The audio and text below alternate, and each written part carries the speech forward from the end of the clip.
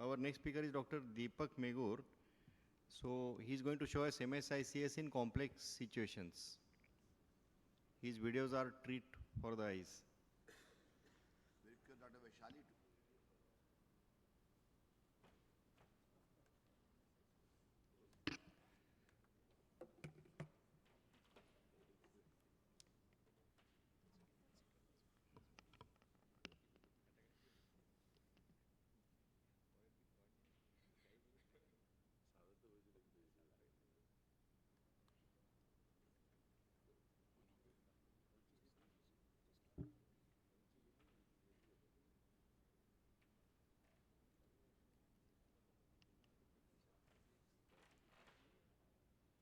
Respected chair and my friends was gathered in the early morning. I'll be speaking on a few complex situations, and what I'm learning new I'll be sharing. Maybe I'm a little bit late in learning these things, but let me share a few things which I learned recently. So posterior polar cataracts are always challenging, and we end up having this. So while doing in SICS in posterior polar cataracts, can we minimize the incidence of PCT? That's what I was trying to study. Now, this was a typical case of PSC, and as soon as I remove the nucleus, there is a momentary shallowing of the chamber, and we have an open posterior capsule staring at us.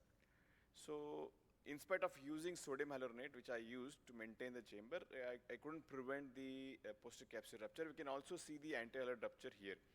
I pushed back the vitreous by using dispersive OVD and then wanted to do a posterior capsule rhexis. Mind you, posterior capsule rhexis should not be done if we have vitreous fibers hanging around there, okay? Because you're going to induce traction, and that's going to be quite disastrous as far as the retina is concerned. So ensure that there's no vitreous when you attempt this, and I'm using the side port to do so that the chamber is maintained well. Then once you're done that, then you're going to do the anterior vitrectomy. Again, using the two side ports, the cutter is not going to go through the main incision. And now I'm forming the chamber with a cohesive OVD so that the lens can be very easily manipulated into the bag. Now, because we have created a posterior capsule rhexis, during this maneuvering of the lens into the bag, you don't see the enlargement of the posterior capsule. So this emphasizes the importance of converting a posterior capsule tear into a rhexis that gives you a better chance of still placing the lens into the bag itself. So the PC tear occurs when there is a momentary shallowing of the chamber during nucleus extraction. And I was thinking, can we extract this? So this is another case, very dense cataract with a corneal opacity. And in these situations, I thought I would go back and learn how to use an AC maintainer, because Dr. Nayak is here, Dr. Boramani is here. They have been using since ages, but I would never use this. So for these special situations, I thought, will it help me? So these are my first few cases where I thought of using an AC maintainer.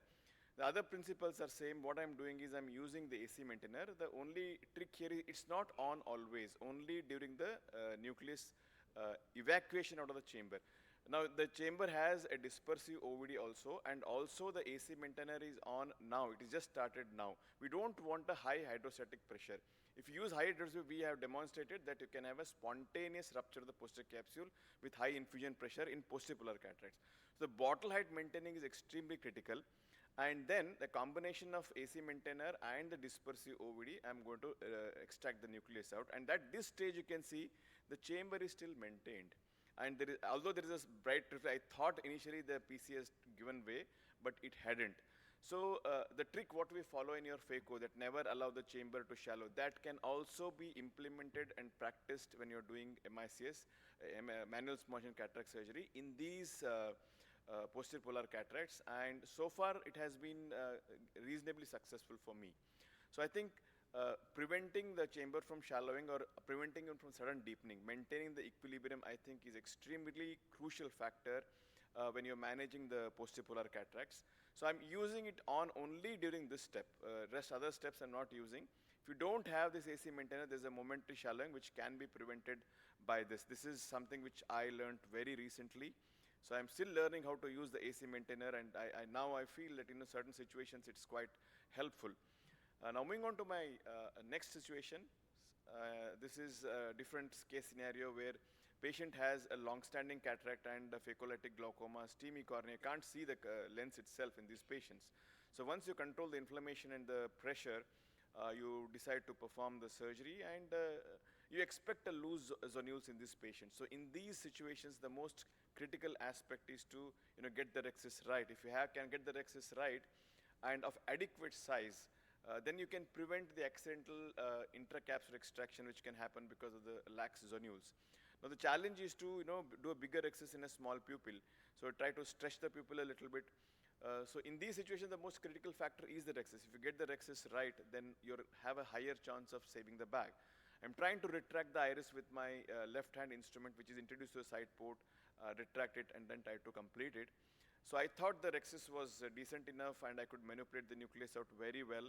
Again, bimanual technique is something which you need to learn when you're trying to deal with these loose bags. But the shocker was really once the cataract came out, what still they look like another cataract is there inside. And what happens, the liquefied cortex can also get across into the burger space, how it has come anteriorly.